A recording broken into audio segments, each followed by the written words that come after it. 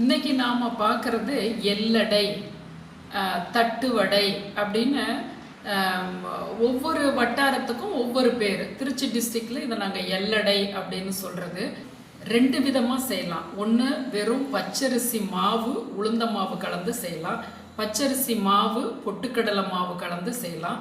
அதே போல் பச்சரிசி ஒரு பங்கு புழுங்கல் அரிசி ஒரு பங்கு ரெண்டையும் கழுவி களைஞ்சி புழுங்கல் அரிசியை வெயிலில் காய வைக்கிறது, பச்சரிசியை வீட்டுக்குள்ளேயே காய வச்சு ரெண்டும் காஞ்சதுக்கப்புறம் மிஷினில் கொடுத்து அரைச்சிட்டு வந்து உளுந்த மாவு வேணும்னா இப்போ உளுந்து வந்து நல்லா 1 கிலோ அரைச்சி வச்சுக்கிட்டேன்னா அதை களி செய்துக்கிறது, இது போல் ஓட்டு பக்கோடா போடுறது, முறுக்கு தேன்குழல் முறுக்கு போட்டுக்கிறது.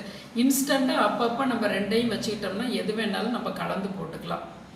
அதுபோல் இப்போ நாம் செய்கிறது பச்சரிசியும் புழுங்கரிசியும் கழுவி களைஞ்சி காய வச்சு அரைச்சிட்டு வந்த மாவு. நெய்வேத்தியத்துக்கு நீங்கள் பண்ணுறதா இருந்தால் பச்சரிசி மாவில் இதே மெத்தடில் செய்யுங்க. வீடுகளுக்கு நாம் சும்மா சாப்பிட்றதுக்குன்னா ரெண்டையும் கலந்த அரிசி ரொம்ப அருமையான டேஸ்ட்டாக இருக்கும். வாங்க ரொம்ப எளிமையாக இந்த தட்டுவடை எப்படி செய்கிறதுன்னு பார்க்கலாம். 1 டேபிள் ஸ்பூன் பாசிப்பருப்பை அரை மணி நேரம் ஊற வச்சுருக்கோம். இப்போ 1 கப் மாவு சட்டியில் போட்டு நல்லா வறுத்துக்கிறோம். அது இப்போ பார்த்திங்கன்னா கீழே அந்த இப்படி கோலம் போல் கம்பி இழுத்து பார்த்தோம்னா பிசுறு பிசுறாக இருக்கும்.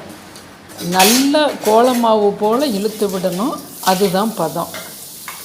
இப்படி இருக்கணும். இப்போ நல்லா 3 நிமிஷத்தில் வறுபட்டுருச்சு மாவு. 2 நிமிஷத்தில் வறுபட்டுருச்சு பாருங்கள். இது போல் அப்படியே உதிராகவும் கொட்டணும். இதுவுமே கூட ஒரு பதமாக வச்சுக்கலாம். 1 டேபிள் ஸ்பூன் உளுந்த மாவு. இதுலேயும் மாய்ச்சர் இருக்கும், அதை எடுக்கிறதுக்காக, அந்த ஈரப்பதத்தை எடுக்கிறதுக்காக வறுக்கிறோம். அப்போ தான் கிறிஸ்பியாக வருங்கிறதுக்காக. இப்போது அரைச்சிட்டு வந்த உளுந்துலையும் ஃப்ரிட்ஜுள்ள ஸ்டோர் பண்ணோம் இல்லையா, அதனால் இப்போ இதை நம்ம தனியாக வச்சுக்கலாம். இது வந்து டேபிள் ஸ்பூன். 2 டேபிள் ஸ்பூன் எண்ணெய், காய்ச்சின எண்ணெய் இதில் ஊற்றிக்கிறோம். பெருங்காயம், வரமிளகாய், கருவேப்பிலை பொடி பொடியாக அரிஞ்சது நல்லா கலக்கி கொடுத்துடலாம். 1/2 டீஸ்பூன் உப்பு, நைஸ் உப்பு, இதை தண்ணியில் கரைச்சி அந்த மாவுலே விட்டுக்கலாம். கொஞ்சம் அந்த இதை உப்பு கரையாத உப்பை எடுத்துருங்க. இப்போ ஊற வச்சுருந்த பாசிப்பருப்பு, இந்த இடத்துல கடலைப்பருப்பும் நீங்கள் 1 கை ஊற வச்சு போட்டுக்கலாம். அரை மணி நேரம் ஊறினா போதும் பருப்புகள். நல்லா கலந்து விட்டு எதில் மாவு எடுத்தோமோ அதுலேயே 1 பங்கு தண்ணி எடுத்துக்குங்க. ரொம்ப சரியாக இருக்கும். 1 டீஸ்பூன் குறைச்சலாக பிடிக்கும், இல்லைன்னா 1 டீஸ்பூன் கூட பிடிக்கும். அந்த அரிசி மாவுனுடைய அடர்த்திக்கு தகுந்தது போல். ஃபுல்லாக 1 கப் இழுத்துருச்சு பாருங்கள். இதில் உங்களுக்கு 25 தட்டை கிடைக்கும் 1 கப் மாவுக்கு. கொஞ்சமாக எண்ணெயும் போட்டு அப்படியே கலந்து விட்டுறலாம். இப்போ சின்ன சின்ன உருண்டைகளை நாம் உருட்டிக்கலாம். நெல்லிக்காய் சைஸ் உருட்டினீங்கன்னா சரியாக இருக்கும். இது போல் நீங்கள் ஒவ்வொரு ஈடு எடுக்கும்போது இங்கே ஒவ்வொரு முறையும் செய்து வச்சுக்கலாம்.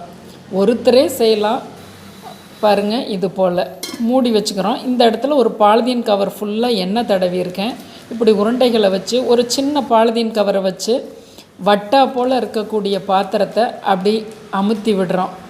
ஓரங்கள் ரொம்ப மெலிதாகவும் இருக்கக்கூடாது, ரொம்ப மொத்தமாகவும் இருக்கக்கூடாது, ஒரே ஈவனாக. இப்படி ரொம்ப ஈஸியான மெத்தடு தான் இது. உங்களோட சட்டி எந்த அளவுக்கு பிடிக்குதோ அந்த அளவுக்கு மட்டும் இப்படி அமுத்தி வச்சுக்கோங்க. அப்புறம் நீங்கள் அதை ஒரு ஈடு வெந்து வரத்துக்கு 6 நிமிஷம் பிடிக்கும். அதுக்குள்ளே நம்ம திருப்பியும் இது போல் ரெடி பண்ணிக்கலாம். நான் வச்சுருக்கிறது போல் வடைச்சட்டி நீங்கள் வைக்க வேண்டாம். கொஞ்சம் தட்டையாக வச்சுக்கிட்டிங்கன்னா 10 கூட போட்டு எடுக்கலாம். கொஞ்சம் மாவை போடுறோம், மேலே வருது, உடனே இதுக்கு பிடிக்கிற அளவுக்கு ஒரு 4 தட்டை போடுறேன். 40% ஃப்ளேம் தான் எரியணும், அதுக்கு மேலே முளைக்கி விட்டுறக்கூடாது. 20% ஃப்ளேம் கூட நீங்கள் வச்சுக்கலாம். அப்போ தான் நின்று நிதானமாக கிறிஸ்பியாக வேகும். ஒரு பக்கம் 3 நிமிஷம் ஆகும், திரும்ப போட்டோம்னா 3 நிமிஷம் ஆகும். மொத்தம் ஒரு ஈடு 10 தட்டை போட்டிங்கன்னாலும் 6 நிமிஷம் ஆகும். இரும்பு வடைச்சட்டி இது போல் திக்கான சட்டிகள் வச்சுக்கோங்க. சில்வரை தவிர்த்துருங்க. இப்படி எடுத்து பாருங்கள், சலசலன்னு இருக்குது. இப்படி எடுத்து வச்சிட்றோம். இதே போல் 1 by 1 போட்டு எடுங்க. நெய்வேத்தியத்துக்குன்னா ஒரே முறை வறுத்தது தான் நம்ம எடுத்து வைக்கணும். இப்போ கோகுலாஷ்டமிக்குன்னா நாம் சாப்பிட்றதுக்கு இது ஆறுனதுக்கப்புறம் திரும்ப எண்ணெயில் போட்டு எடுக்கும்போது ரொம்ப ரொம்ப கிறிஸ்பியாக இருக்கும். 15 நாள் கூட நீங்கள் டப்பாவில் போட்டு வச்சுக்கிட்டிங்கன்னா அருமையாக மொறுமொறுன்னு இருக்கும். பாருங்கள், இப்போ 2வது முறை போடும்போது 10% அனல் தான் இருக்கணும். அந்த சலசலப்பு அடங்கினோன்னு எடுத்துடுறோம். நீங்கள் பச்சரிசி மாவு உளுந்த மாவுலையும் செய்யுங்க. இது போல் 2ம் கலந்த அரிசி மாவை வச்சும் செய்து பாருங்கள். நல்லாவே பாருங்கள் பொறுன்னு இருக்குது. உங்கள் உற்றவங்களுக்குமே ஷேர் பண்ணுங்கள். நம் சேனலை சப்ஸ்கிரைப் பண்ணிக்கிங்க.